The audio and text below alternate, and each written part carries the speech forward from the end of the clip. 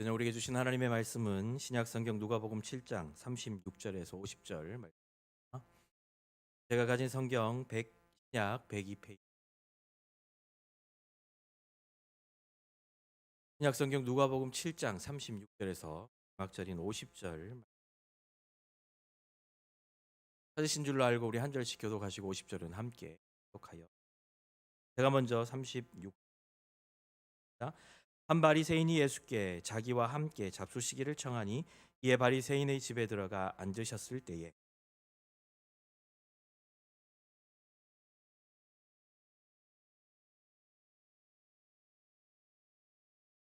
예수의 뒤로 그 발 곁에 서서 울며 눈물로 그 발을 적시고 자기 머리털로 닦고 그 발에 입 맞추고 향유를 부으니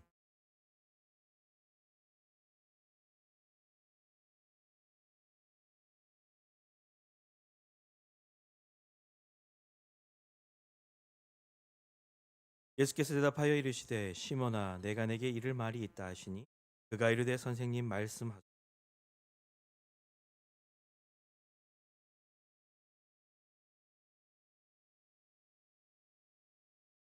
갚을 것이 없으므로 둘 다 탕감하여 주었으니 둘 중에 누가 그를 더 사랑하겠나.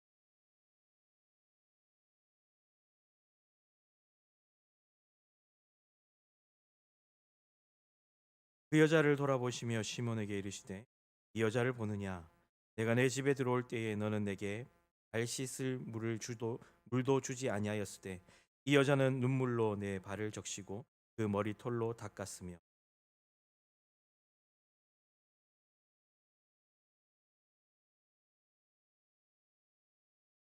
너는 내 머리에 감람유도 붓지 아니하였으되 그는 향유를 내 발에 부었느니라.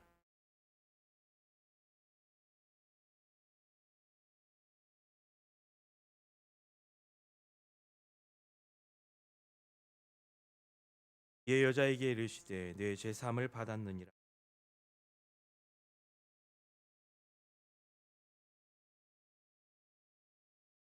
예수께서 여자에게 이르시되 내 믿음이 너를 구원하였으니 평안히 가라 하시니라. 할렐루야. 오늘 본문 말씀을 가지고 누가 더 많이 탕감 받은 자입니까? 라는 제목으로 말씀을 전하겠습니다.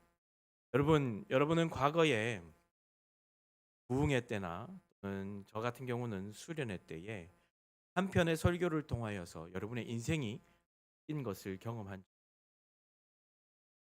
하나님의 말씀을 듣고 그 말씀 때문에 내 심령이 골수와 영과 혼을 찔러 쪼개는 그러한 놀라운 은혜를 경험하고 그 하나님의 말씀 앞에 내가 부복하고 꼬꾸라져서 불며 눈물 콧물 다 흘려서 하나님 앞에 엎드렸던 그런 경험이 일 줄로 오늘 본문에 예수님의 설교를 들은 많은 사람들이 있지만 두 사람을 초점하여서 그가는 이 본문을 써내려가고 그 두 사람이 누구냐 하면 한 사람은 바리새인 시몬이고 또 한 사람은 죄인인 여인이라고 기록하고 있습니다. 오늘 이 식사 자리에서 있었던 이들의 모습, 이들의 행동들을 통하여서 우리에게 주시는 하나님의 말씀을 추적해 보고자 합니다. 예수님의 말씀과 예수님의 가르침 그리고 예수님의 치유 기적 사건들은 날로 예수님의 인기를 더하게끔 만들어 갔습니다. 그런 상황에서 한 바리새인이 이 예수님과 그와 함께한 제자들을 초청하여서 식사를 초대하였습니다. 36절 말씀에 우리가 읽었던 말씀이지만 다시 한번 읽어보겠습니다. 시작. 한 바리새인이 예수께 자기와 함께 잡수시기를 청하니 이에 바리새인의 집에 들어가 앉으셨을 때에 이 바리새인의 이름은 시몬입니다. 여러분, 당시의 바리새인은 어떤 사람입니까? 아주 율법에 뛰어난 사람이고 그야말로 기도에 열심이었던 사람이고 금식도 많이 하고 11조도 하나님 앞에 철저히 드렸던 사람입니다.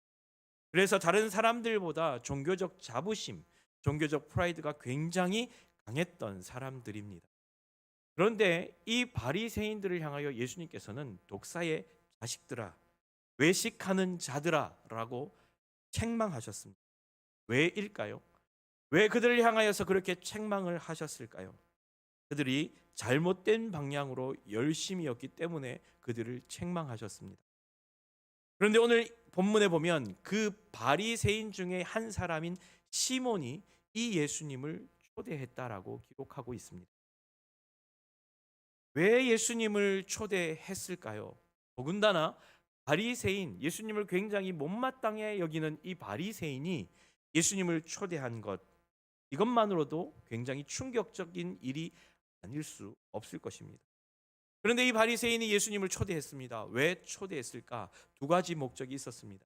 하나는 그의 선한 업적, 그의 선한 모습을 과시하기 위하여서 그를 예수님을 초대하였고, 또 하나는 예수님이 진짜 선지자인가?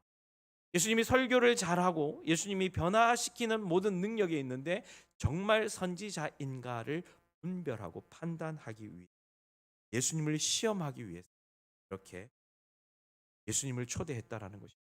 어떻게 그 사실을 알 수 있느냐? 그 당시 풍습으로 본다면 그 당시에 손님이 지나가는 손님이든 혹은 또 더군다나 자기가 초대했던 손님이라면 그 손님을 접대하는 모습에서 손님이 오시면 종이 와서 발을 씻을 물과 손 씻을 물을, 그리고 종이 그 발을 씻을 수 있는 물을 그 발에 부어서 발을 씻겨 드립니다. 그리고 손을 씻을 수 있는 물을 가지고 와서 손을 씻겨, 그렇게 해서 손과 발을 씻으면 안채로 종이 인도하여 가면 주인이 그 안채에서 기다리고 있다가 들어오는 손님을 맞이하여서 포옹을 하고 입을 맞추고 그리고 식탁의 자리로 안내를 합니다. 이것이 그 당시의 풍습과 예의, 지나가는 손님에게도 그렇게 할 뿐만 아니라 더군다나 자기 자신이 초대한 손님에게는 분명히 그렇게 해야만 하는 것이 예의였습니다. 그런데 이 바리새인 시몬은 예수님께 발 씻을 물을 제공하지 않았습니다.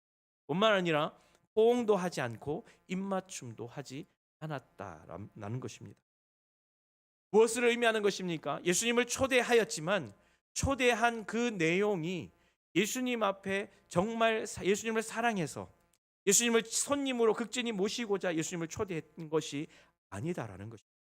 누가 봐도 이것은 예수님을 초대한 그 예수님을 푸대접하고 있는 것을 보게 되어집니다. 초대한 집주인에게 처음부터 푸대접을 받고 계신 예수님의 모습을 보게 되어진다라는 것입니다.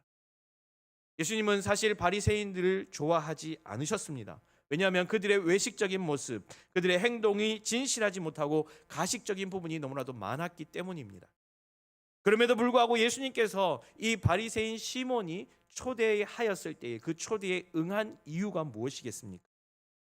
조그마한 바늘구멍만이라도 가능성이 있으면 주저하지 않고 그 사람을 만나서 예수님 앞에 그를 만나게 하셔서 그가 예수님을 진짜 메시아로 만나줄 수 있도록 가능성을 열어두셨다라는 것입니다. 예수님이 바리새인에 대한 마음을 아직까지 닫지 않고 계셨다라는 것입니다. 얼마든지 그들을 받아들이고 용서하실 수 있는 마음의 문을 열어주셨음을 보여주고 있습니다. 그런데 이 바리새인 시몬은 그 기회를 살리지 못하였습니다. 여러분, 레위라는 세리가 예수님을 만났을 때에 그는 자기가 가진 모든 것을 버리고 예수님을 따랐습니다. 만약 삭개오처럼 이 바리새인 시몬이 삭개오처럼 예수님 앞에 대하였다면 그는 구원을 받았습니다. 그러나 이 바리새인은 그 기회를 살리지 못했습니다. 그런데 예수님의 가르침과 설교에 감동했던, 이 예수님의 가르침과 설교를 듣고 은혜를 받았던 또 한 사람이 기록되어져 있습니다. 그 사람은 그 마을에서 왕따 여자였던 죄 많은 여인이라고 불리워지는 여인이었습니다. 37절 말씀 우리 같이 한번 37절 말씀 시작.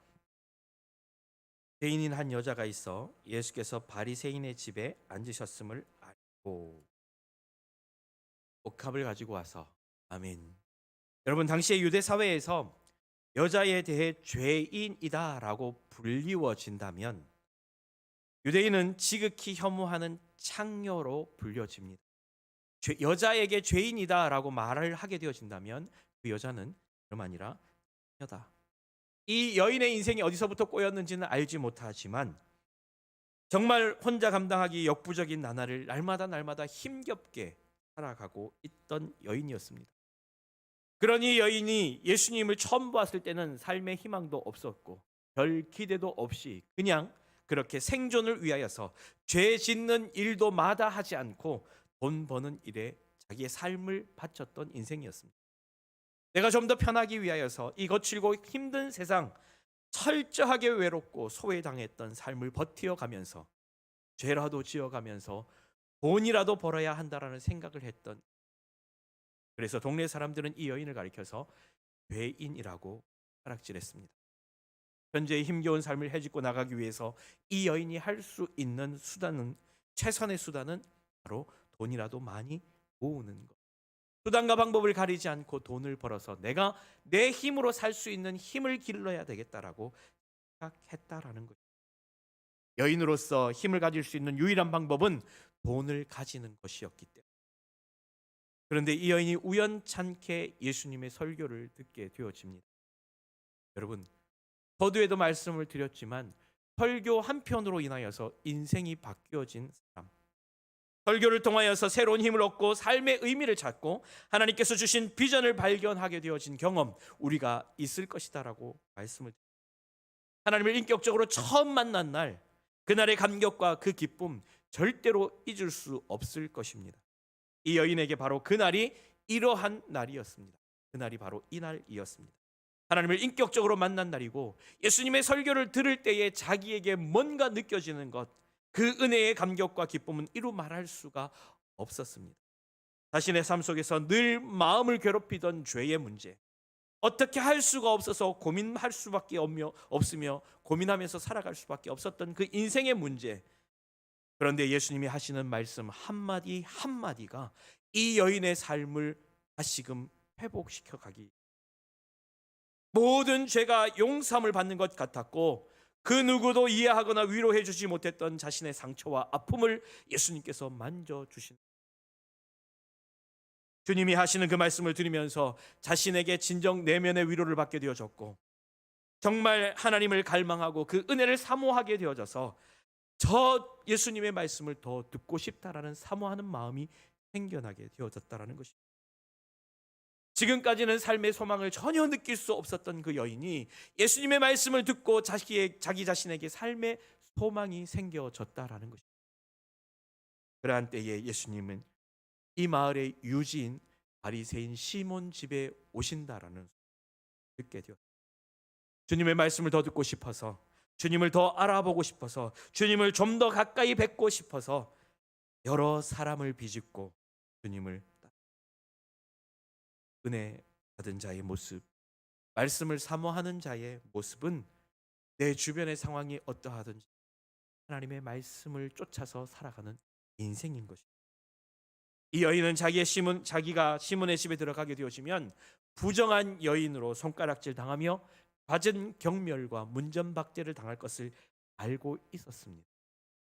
마음의 소원이 너무나 컸고, 예수님의 음성을 듣고 싶고, 예수님을 좀 더 가까이 뵙고 싶고, 하나님의 말씀을 듣고 싶은 그 마음의 열망과 비전이 그 모든 어려움과 장애를 잊어버리게 만들었고 무시하게 만들었습니다.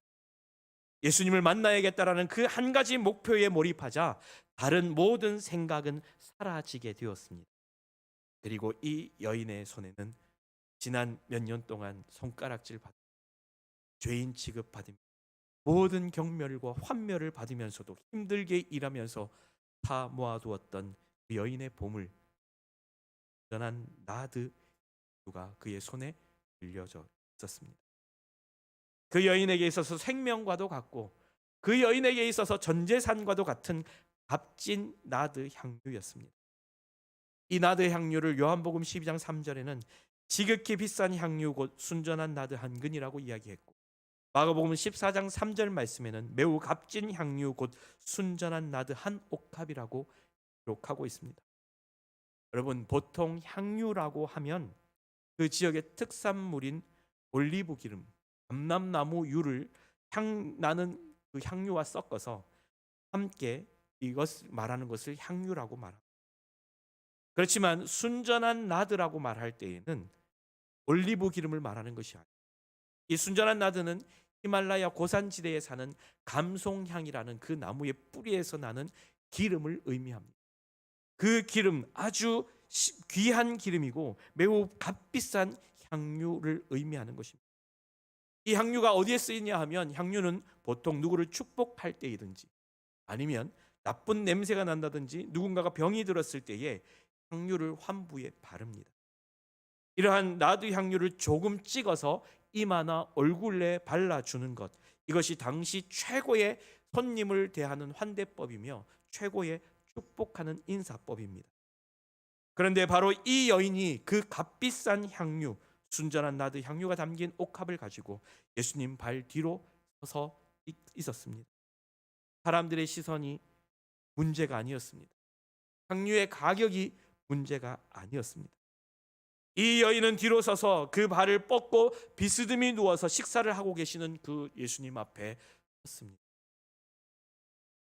주님의 발 앞에 향유를 부어서 발을 씻겨 드리려고 하는 자신의 죄된 모습이 그렇게 떠오릅니까?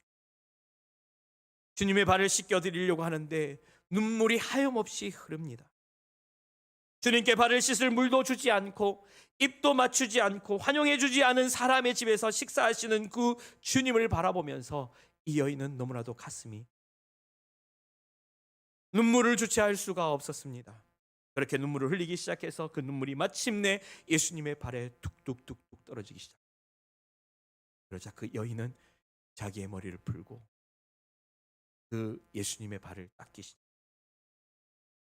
당시 풍습으로는 가장 낮은 서열의 노예가 다른 사람의 발을 만지고 씻겨 주었습니다. 또한 여인의 머리카락은 품위를 상징하는 것입니다. 그래서 결혼한 여인은 절대로 사람들이 있는 공공장소에서 머리카락을 풀지 않습니다. 하지만 이 여인은 많은 사람들 앞에서 자신의 머리카락을 푼다라는 것이 무엇을 의미하는 것인지 생각할 겨를이 없었습니다. 그렇게 머리를 풀면 사람들의 온갖 조롱과 비난을 받을 것이다. 이런 것 헤아릴 수가 없었습니다. 이렇게 내가 행동하는 것이 예수님께 피해가 될까 생각할 전혀 그럴 겨를이 없었습니다. 그냥 머리를 풀어서 급하게 그 머리카락으로 주님의 발에 떨어진 눈물을 닦고 그리고 그 발에 연고 부어 입을 맞추면서 향유를 깨트려 부었습니다. 여러분, 여인의 입이 예수님의 발에 닿는 것, 여인의 머리카락이 예수님의 발에 닿는 것, 이것을 애정 표현이라고 생각하면 안 됩니다. 이 행동은 가장 극단적인 겸손의 태도를 의미합니다. 그 발은 주님께서 집에 들어오실 때에 씻을 물도 주지 않았던 먼지로 얼룩진 발이었습니다. 주님을 입맞춤으로 맞이하지 않았던 바리새인 시몬에게 보라는 듯이 그 발에 입을 맞추고 그리고 향유 한 병을 깨뜨려 그 향유를 주님의 발에 향유로 주님의 발을 씻어 드린 너무나 비싸고 너무나도 값진 자신의 생명과도 같고 전재산과 같은 그 향유 그것으로 주님의 발을 씻어 드렸습니다. 여러분 주목해야 할 점이 이 여인의 모습을 보시면 예수님은 움츠려들지 않았다라는 예수님은 이 여인의 슬픔과 이 여인의 사랑과 이 여인의 애절한 그 마음 거절하지 이 여인은 예수님께서 자기가 받아들여짐을 자기를 받으셨음을 느끼기 시작했습니다. 마치 어린아이가 어머니의 마음을 상하게 한 뒤에 어머니가 다시 자기의 품에 안아주고 따뜻하게 대해 주시는 모습을 보고서 어머니의 사랑과 용서를 확신하듯이 이 죄인인 여인 바로 지금 그러한 심정으로 예수님의 발을 닦여드리고 있는 보인 사람들이 수군거립니다. 그때 시몬이 마음속으로 생각합니다. 39절 말씀 봅니다. 시작. 예수를 청한 바리새인이 그것을 보고 마음에 이르되 이 사람이 만일 선지자라면 자기가 만지는 이 여자가 누구며 어떠한 자 곧 죄인인 줄을 알았으리라 하거늘. 예수님을 초대한 바리새인 시몬이 그때서야 확신합니다. 그렇지. 예수는 설교를 잘하고 병을 고치는 능력이 있는지는 몰라도 선지자는 아니구나.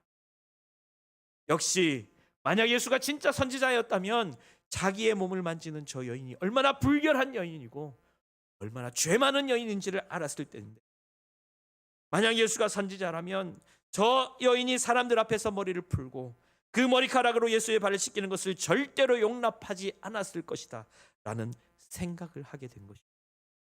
왜냐하면 그가 정말 하나님의 사람이었다면 절대로 그렇게 그 행동을 허용할 이유가 없었기 때문입니다. 다시 말하면 선지자라고 한다면 저 죄인을 그냥 묵고하고 놔둘 수 없다라는 것입니다. 아무리 가르침이 탁월하고 아무리 그럴듯한 말을 하고 사람들에게 인정받고 사랑을 받는다 할지라도 선지자라고 한다면 해야 할 일과 하지 말아야 할 일을 구별해야 할 줄 알아야 한다라는 생각이 그의 마음에 사로잡고 있었습니다. 내가 어울려야 할 사람, 내가 어울리지 말아야 할 사람 누구인지를 분별할 줄 알고 이 사람이 죄인인지 의인인지 분별할 줄 알아야지만이 진정한 선지자다라는 것을 깨닫게 되어진다라는 것입니다. 그때 예수님은 시몬의 마음속에 그 마음의 것들을 꿰뚫어 보셨습니다. 그리고 시몬에게 말씀하십니다. 41절과 42절 말씀입니다. 함께 읽습니다. 시작. 이르시되 빛 주는 사람에게 빚진 자가 둘이 있어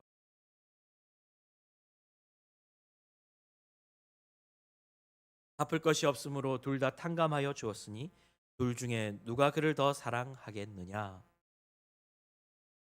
여러분, 만약 여러분께 예수님께서 이렇게 질문을 하신다면 무엇이라고 대답하시겠습니까? 그 둘 중에 누가 더 저를 사랑하겠느냐? 당연히 500데나리온 빚진 자, 500데나리온을 탕감받은 자라고 대답하지 않으시겠습니까? 오늘 본문의 시몬도 그렇게 대답했습니다. 43절에 보면 시몬이 대답하여 이르되 내 생각에는 많이 탕감을 받은 자니이다 라고 기록하고 있습니다. 여러분, 그런데 이 시몬이 대답할 때에 내 생각에는 이라는 단어를 붙였습니다. 확신에 찬 대답이 아니라는 것입니다. 이 말을 풀어보면 이런 의미가 담겨져 있습니다. 그가 더 용서해 준 사람이 그를 더 사랑하지 않겠습니까? 이러한 의미입니다. 사랑하는 여러분, 시몬은 예수님을 식사에 초대했습니다. 하찮은 목수에 불과하고 목수의 아들에 불과한 그를 점잖은 인격과 사회적 지위를 갖춘 그러한 시몬이 예수님을 정중하게 식사에 초대해서 자신의 의를 과시했습니다. 그래서 예수님의 출신과 상관없이, 출신 성분과 직위와 상관없이 예수님을 초대했지만 딱 그 정도, 자신의 의를 과시할 정도만 보여주었다라는 것입니다. 그래서 예수님께 발 씻을 물도 주지 않았고 또 입 맞추고 포옹하지 않았습니다. 환영해 주지도 않았습니다. 하지만 죄인이라고 불렸던, 손가락질 받고 온갖 환대와 멸시를 받았던 죄인이라 불렸던 그 마을에 왕따 당하던 여인, 예수님의 말씀을 통하여 하나님의 사랑을 깨닫게 되어졌고 아무도 이 여인을 받아주지 않았고 모두가 손가락질을 했지만은 이 여인을 받아주고 품어주시고 용서해 주시고 사랑해 주셨던 아버지와 같은 사랑, 그 엄청난 사랑을 깨닫게 되어졌던 이 여인, 그리고 이전에도 한 번도 경험해 본 적이 없는 안식과 자유와 평안과 사랑을 이 여인은 예수님의 말씀을 통하여서 경험하게 됐다라는 것입니다. 너무나도 감격스럽고 너무나도 은혜스럽고 너무나도 좋았기 때문에 자기가 자기 인생 모두를 걸고 모았던 순전한 나드 향유병을 깨트려서 예수님 앞에 다 쏟아 부을 만큼 그 여인은 감동과 은혜와 사랑을 경험했다라는 것입니다. 그런 관점으로 볼 때에 여러분, 예수님을 더 많이 사랑한 사람은 죄인이었던 이 여인, 마치 오늘 예수님께서 비유로 설명하셨던 500데나리온 빚진 사람이 바로 이 여인 아니겠습니까? 또한 그런 관점에서 볼 때에 바리새인 시몬 50데나리온 정도 빚진 자이지 않겠습니까? 그래서 서로의 반응의 차이가 다르다는 것이 마치 당연한 것처럼 보여지지 않습니까? 적게 탕감받은 자는 적게 받은 태도로서, 많이 탕감받은 자는 많이 받은 그것으로 태도로서 가질 수 있다라는 것입니다. 적게 받았기 때문에 적게 사랑해야 되고 많이 받았기 때문에 많이 사랑해야 한다라는 것입니다. 여러분 한번 잘 생각해 보십시오. 바리새인 시몬은 그 당시 관습에 손님이 오셨을 때 요구되어지는 의무적인 예의를 갖추지 않았습니다. 하지만 이 여인은 자신에게 요구되어지지 않은 것까지도 다 하고 싶어서 그렇게 했습니다. 왜입니까? 주님을 사랑했기 때문에, 너무나 감사했기 때문입니다. 너무나 은혜에 감격했기 때문입니다. 그런데 여러분, 오늘 본문 말씀에 예수님께서 말씀하신 비유가 정말 많이 탕감받았기 때문에 많이 사랑해야 되고 적게 탕감받았기 때문에 적게 사랑해야 된다라는 것을 말씀하시는 것일까요? 이 여인이 시몬보다 더 큰 죄를 지었기 때문에, 더 큰 용서를 받았기 때문에 당연히 예수님께 그런 반응을 보여야 된다라고 생각하십니까? 만일 그렇다면 예수님은 시몬이 식사 초대한 것도 긍정의 면으로 칭찬해 주셨어야 합니다. 왜냐하면 시몬은 이 여인보다 비교적 경건한 삶을 살았고 이 여인보다 비교적 의인의 삶을 살았고, 그래서 예수님을 식사에 초대까지 하였기 때문에 충분히 예수님을 사랑하고 있음을 보여주었다라고 인정해 주셔야 한다라는 것입니다. 정말 이 말씀처럼, 이 비유처럼 여기에 나오는 바리새인 시몬이 경건하게 살았던 사람이고 의인의 삶을 살았던 사람이고 사회적 지위가 있었던 사람이고 품위와 인격이 있었던 사람이기 때문에 이 시몬이 보인 식사 초대만으로도 예수님은 족하다라고 평가하셔야 하는 것입니다. 그런데 시몬에게 말씀하시기를, 그래, 너는 경건하게 살았기 때문에, 너는 11조도 꼬박꼬박 드렸기 때문에, 너는 예배를 잘 드렸기 때문에 나에게 발을 씻을 물도 주지 않았고 나에게 포옹을 해주지 않았고 입맞춤도 해주지 않았지만 그래도 나를 식사에 초대해 주었기 때문에 너는 그 정도면 됐어. 예수님께서 이렇게 말씀하십니다. 또 죄인인 이 여인을 보면서 발에 입맞추고 자신의 머리털로 눈물을 닦으며 향유를 부어서 예수님의 발을 닦아 주었던 그 여인, 그래, 네가 그만큼 큰 죄인이니까 그 정도는 보여야지, 그 정도는 보여야 당연한 거지. 예수님께서 이렇게 말씀하십니다. 여러분, 이 비유를 통하여서 예수님께서는 이 여인은 너보다 더 많은 죄를 지었기 때문에 내 발에 입을 맞추고 향유를 부어서 머리털을 닦는 것은 당연한 것이고, 너는 이 여인만큼 작은 죄를 지었지 않기 때문에 내게 그냥 식사만 초대해도 되는 거야. 그걸 지금 말씀하고 계시는 거예요. 저는 아니라고 생각합니다. 누가복음 전체의 맥락을 바라보면 이 비유의 초점은 죄인인 이 여인에게 맞추어진 것이 아니라 오늘 바로 바리새인 시몬에게 초점이 맞추어지고 있습니다. 무슨 말씀입니까? 누가복음 15장에 보면 탕자 비유가 나옵니다. 탕자 비유를 보면 돌아온 탕자 비유를 통하여서 둘째 아들이 주님의 아버지의 말을 거역하고 떠나서 먼 타국 땅에 가서 자신의 모든 재산을 탕진해 버리고, 그리고 살 길이 없어서 아버지께로 그 자식을 기다리고 있던 아버지는 거리가 멀음에도 불구하고 그 아들을 맞이하기 위해 신발도 신지 않고 뛰어가서 그리고는 손에 가락지를 끼우고 좋은 옷을 입히고 소를 잡아서 잔치를 벌입니다. 돌아온 자입니다. 그런데 그 잔치 소리를 듣고 밭에서 일하고 돌아온 첫째 아들, 그 아들이 그 종에게 묻습니다. 이 소리가 무슨 소리냐? 당신의 동생이 돌아와서 아버지가 잔치를 벌였다라고 이야기를 합니다. 그러자 이 아들이 화를 냅니다. 아버지, 나는 한 번도 아버지의 말씀을 아버지가 하라는 대로 시키는 것 다 했습니다.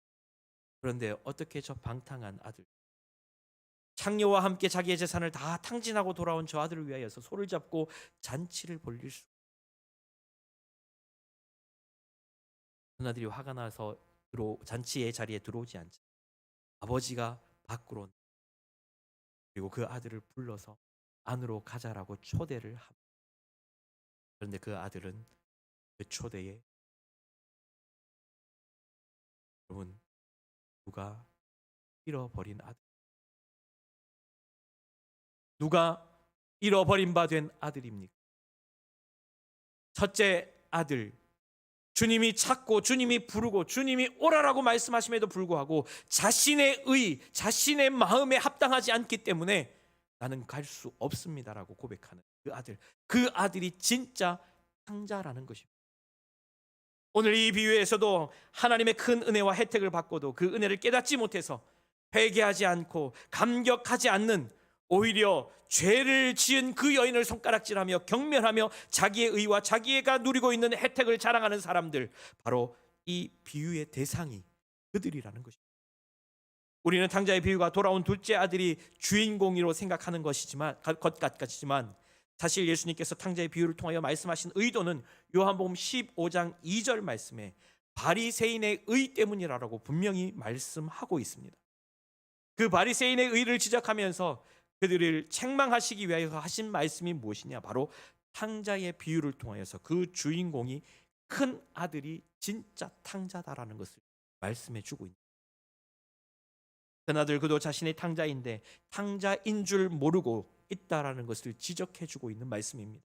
사랑하는 여러분, 많이 배우고 인격적이고 사회적 지위가 있고 품위가 있고 고상한 성품을 가지고 있는 사람들, 이 사람들은 이 죄인인 여인처럼 반응하지 않아도 되는 것입니까? 예배를 제대로 드리고 주일날마다 새벽마다 모든 시간에 빠지지 않고 예배를 드리고 하나님 앞에 내가 꺼리낌 없다라고 생각하는 마치 바리새인과 같은 그들에게 예수님께서 말씀하십니다. 너희는 그렇게 탕감받은 죄가 없느냐라고. 그 많은 죄를 범하고도 내가 그렇게 많은 죄를 범하지 않았다라고 생각하고 그 많은 죄를 용서함 받은 것이 아니기 때문에 나는 예수님을 초대하고 그렇게 행동해도 되는 것처럼, 마치 첫째 아들이 아버지의 말씀을 내가 다 순종했습니다. 그런데 어떻게 나를 위하여서 염소 한 마리 주지 않았는데 둘째 아들을 위하여서 소를 잡고 잔치를 벌일 수 있습니다. 무엇을 의미하는 것입니까? 이 큰아들도 아버지를 정말 사랑해서 아버지 곁에 있었던 것이 아니에요. 자기에게 돌아올 몫을 위하여서, 자기에게 돌아올 돈을, 재산을 위하여서 그 자리에 있었다라는 것입니다. 진짜 아버지를 사랑하지 않았다라는 것입니다. 오늘 시몬은 그러한 모습이다, 동일한 모습이다라는 것입니다. 비교적 괜찮았던 시몬이 보였던 반응, 인정받아야 할 반응이어야 되지 않겠습니까? 그러한 관점으로 바라본다면 시몬은 죄인이라 불리는 여인과 같지 않았기 때문에, 그러나 이 비유를 그렇게 보면 우리는 이 비유를 잘못 보는 것입니다.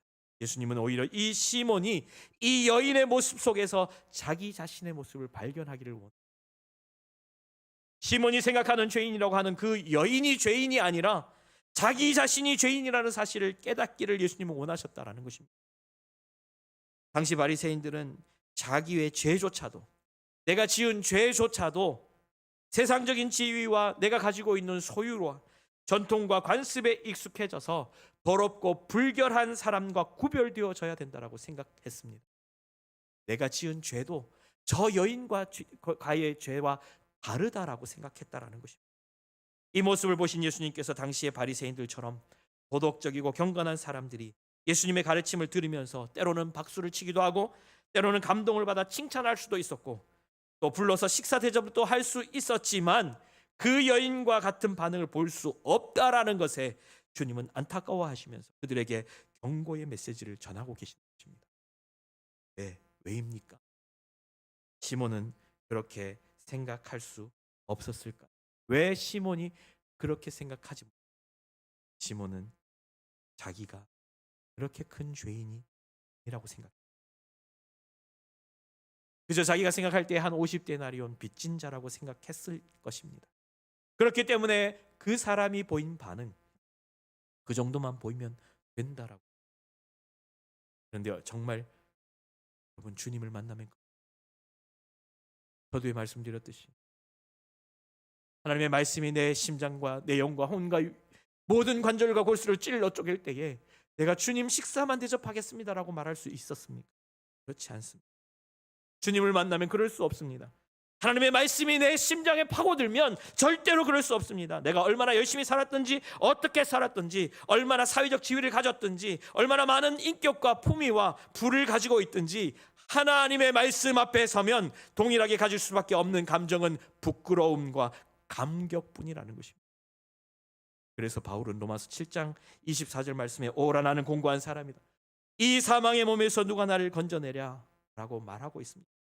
내가 모든 죄인 중에 가장 큰 죄인 중에 괴수다라고 말하고 있습니다. 내가 죽을 수밖에 없는 그 죄에 빠져서 내가 내 인생의 주인인 줄 알고 내가 성공하고 내가 형통하고 내가 다른 사람과 구별되고 차별된 삶을 살기 위해서 몸부림치면서 소유하면서 그것들로부터 힘을 얻고 그것들로부터 안주하려고 했던 내 삶의 모습, 내 모습이 보행자요, 내 모습이 해방자요, 악을 행한 자이니 내가 죽을 수밖에 없는 죄인이라는 부끄러움, 그리고 그 부끄러운 가운데 내게 은혜로 임한 감격과 감동, 그것이 주님을 만난 사람들이 가질 수밖에 없는 공통된 감정 아닙니까? 이것은 주님 나 이만하면 괜찮은 사람 아닙니까? 라고 할 수 있을 만한 그러한 모습이 아니라는 것입니다. 오늘 이 자리에 나와 계신 저와 여러분 중에 이 여인처럼 표현해야 할 사람이 따로 있고 시몬처럼 표현해야 될 사람이 따로 있는 것이 아니다라는 것입니다. 우리 모두는 하나님 앞에서 죄인이요, 우리 모두는 하나님 앞에서 돛진 개찐이라는 것입니다. 저와 여러분이나 우리 모두는 하나님 앞에서 부끄럽고 그 절망스러운 죄인이었던 때가 있었다라는 것입니다. 여러분, 죄는 크고 작음이 없습니다. 거짓말을 한 죄와 살인한 죄, 죄는 죄입니다. 비행기를 타고 올라가면 높은 빌딩이든 초가상간이든 동일하게 한 점으로 보이는 것 똑같은 것입니다. 우리가 누구였던가를 보지 못하게, 우리의 경건과 우리의 열심이, 때로는 우리의 종교적 지위와 우리의 종교적 열심, 우리의 종교적 체면이 우리의 죄를, 우리 스스로 가진 죄를 보지 못하게, 그래서 내가 누구였던가를 깨닫지 못하게, 죄를 보지 못하니까 은혜의 감격도 없는 것입니다. 여러분, 저와 여러분은 신앙생활 가운데 시몬의 입장에서 죄 많은 여인을 바라보고 있지는 않습니다. 나는 그래도 저 사람보다는 나. 죄 많은 여인이 행동하는 그 모습을 바라면서 저 사람은 당연히 저렇게 해야. 시몬의 입장에서 내가 동일시 되어져서 과연 그 여인의 죄에 속할 사람이 누구일까 판단하고 정죄하고 비난하고 그렇게 하려고 하는 내 모습을 발견하게 되었습니다. 그래도 하나님을 사랑하고 나는 나름대로 하나님 앞에 경건하게 살아가려고 노력하고 나는 하나님 앞에 그래도 신실하게 살아가려고 노력하기 때문에 나는 500데나리온 정도 빚진 자가 아니라 50데나리온 정도 빚진 자 아닐까라고 생각하며 살아왔던 때가 있었다라는 거예요. 500데나리온 빚진 자가 누구입니까? 누가 더 많이 탕감받은 자입니까? 나름대로 경건한 사람인데, 나는 하나님의 사랑을 사랑하기 위해 애쓰는 사람인데, 그래도 주님을 믿음으로 살려고 애쓰고 몸부림치는 사람인데, 나는 나름대로 기도하면서 성실하게 주님을 사랑하고 나는 그래도 주님을 찬양하는 사람이고 나는 그래도 주님을 인정하는 사람인데, 나는 사회적으로 지위가 이만큼 있고 나는 인격이 이만큼 되고 품위가 이만큼 있는 사람인데 내가 500데나리온 빚졌다고? 500데나리온 빚진 사람 어떤 사람입니까? 형편없는 사람이다라고 손가락질 당하는 사람, 부끄럼도 모르고 여전히 죄를 지으면서 내세울 것 하나도 없는 사람, 그러면서 교회 와서 큰 소리 치는 사람, 그 사람들이 오히려 500데나리온 빚진 자 아니냐라고 내 스스로 내 안에 그런 생각과 그런 판단을 가지고 있지 않습니까? 다 비슷비슷해 보이지만 사실은 그 속에 온갖 추한 것들이 있어서 하나님을 섬긴다고 하면서 하나님을 제대로 섬겨본 적도 없고 하나님을 정말 사랑한다라고 말하지만 그것을 이용해서 자기의 유익을 찾고 대접받기만을 바라고 아무것도 대접한 적이 없을 뿐만 아니라 이 땅에 살면서 돈에 빠져서 온갖 탐욕에 빠져서 그냥 죄를 짓는 것을 아무렇지 않게 생각하는 그러한 사람들이 500데나리온 빚진 자다라고 우리가 우리 스스로 그렇게 판단하고 우리 스스로 그렇게 정죄하고 있지는 않습니까? 적어도 나는 500데나리온 빚진 자, 50데나리온 빚진 자 정도는 될 거다라고 내 스스로 내 의를 자랑하며 그렇게 살아가고 있지는 않습니까? 타인을 판단하고 타인에게 손가락질하며 살아가고 있지 않습니까? 여러분, 내가 얼마나 큰 죄인입니까? 벌어지만도 못한 죄인. 내가 얼마나 부끄러운 죄인인데, 하나님 앞에서 내세울 것 없는 죄인인데, 내가 그렇게 하나님 앞에 아무것도 내세울 것이 없음에도 불구하고 그 알량한 작은 의, 내가 가지고 있던 관습과 내가 가지고 있던 전통과 내가 가지고 있던 경험과 내가 가지고 있는 지식, 이것을 내세워서 다른 사람과 차별하고 나는 아닙니다 라고 말하고 있는 내 모습, 그 모습이 저와 여러분의 모습. 주님께서 바로 그러한 시몬과 같은 저와 여러분에게 말씀하고 계십니다. 네가 바로 그 죄인이다라고, 너가 바로 그 500데나리온 빚진 자라라고 말씀하고 계십니다. 여러분, 우리는 500데나리온 빚을 탕감받은 죄인, 정말 내가 다인 줄 알고 살다가, 모든 사람은 다 나를 위해 존재해야 된다고 생각하며 살다가, 치열한 세상에서 내가 어떻게 하면 성공할까, 내가 어떻게 하면 좀 더 좋은 자리를 차지할까 생각하며 살다가, 어떻게 하면 내가 좀 더 안정적인 삶을 살까, 인정받으며 살까, 형통하며 살까, 그것만 생각하며 살다가 예수 그리스도의 은혜로 인하여 죽을 수밖에 없는 우리 모두에게 아무 공로와 자격 없이 이 죄인에게 영원한 생명을 주시고 나를 그의 자녀로 삼아 주셔서 하나님의 아들 딸로 부름 받은 우리 아닙니까? 이것이 얼마나 큰 은혜요, 얼마나 큰 사랑입니까? 여러분, 혹시 신앙생활을 해오면서 긴 신앙생활, 긴 교회 생활 때문에 여러분이 익숙해져 있는 내 모습, 500데나리온 빚졌다 탕감받은 그 여인이었음에도 불구하고 50데나리온 빚진 살아가고 있지 않습니까? 누가 더 많이 탕감받은 자입니까? 우리 모두는 시몬의 은혜를 받은 것이 아니라 죄인의 은혜를 받은 것입니다. 사랑하는 여러분, 저와 여러분은 어떤 모습으로 주님을 섬기고 계십니까? 바리새인의 시몬의 모습입니까? 아니면 죄인의 여인의 모습입니까? 저와 여러분은 어떤 모습으로 주님께 서 계십니까? 둘째 아들의 모습처럼 회개하고 자복하고 돌아와 은혜의 자유를 누리고 계십니까? 아니면 첫째 아들처럼 여전히 나의 의를 세워서 바리새인처럼 자신의 죄를 깨닫지 못하고 어리석은 모습으로 타인을 판단하고 타인을 손가락질하며 말씀을 판단하고 말씀에 지적하며 그러한 모습으로 주님 앞에 서 계십니다. 여러분은 사랑하는 주님을 위하여 무엇을 깨트리고 계십니까? 단 한 번의 식사 정도로 나는 이 정도 하면 될 것이다 라고 생각하고 그렇게 계시진 않습니까? 아니면 전 재산 생명과도 같은 향유 옷값을 깨트리고 계십니까? 저와 여러분은 무엇을 깨트릴 수 있습니까? 오늘 이 저녁 회개의 영이 우리 가운데 부어져서 우리의 모습을 바라보며 죄인인 여인의 모습으로 회개하고 자복하고 통회하는, 그래야 하나님의 사랑을 고백하고 하나님의 은혜를 경험하는 이 밤이 될 수 있게 예수님의 이름.